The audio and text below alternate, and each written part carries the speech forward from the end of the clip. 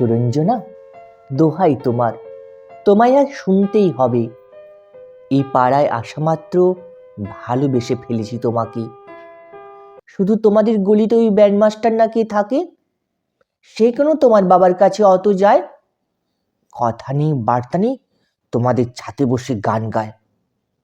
সুর তো মোটেই আসে না। তাহলে কি? বিশ্বাস করো, এই সব সাত পাঁচ ভেবে স্বপ্নেও কথা বলি, আবোল তাবোল বকি। ভয় হয় মা কোনদিন জেগে উঠে সব শুনে নেবে। ওহো, তুমি কাল ফুল ফুল যে শাড়িটা পরেছিলে, তোমায় যা লাগছিল না, কি বলবো। আর না রাখলে বলি, ব্লাউজের লাল রং মিলে ঠিক যেন প্যান্ডেলের ঠাকুরের মতো। আমাদের নব তোমাকে দেখে বলল, মাইরি, পা ছুতে ইচ্ছে হয়। আমি একটু ঘাবড়ে গিয়েছিলাম শুনে। তার উপর ভয়, ও আমার মুখ চোখ দেখে কিছু ধরতে না পারে। এইভাবে বেশি দিন চলবে না জানি। তার উপর তোমাদের স্কুলও এত কড়াকড়ি করে। কাল তো বৃষ্টি এলো, একটুও বাইরে থাকুনি।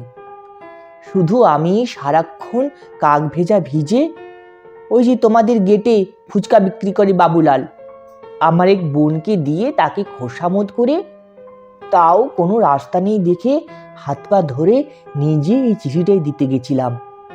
কিন্তু কপাল, তোমাদের মীরা নাকি নীরা দিদিমণি হবে, তিনি তখন ছাতি হাতে পেরোচ্ছেন সবে।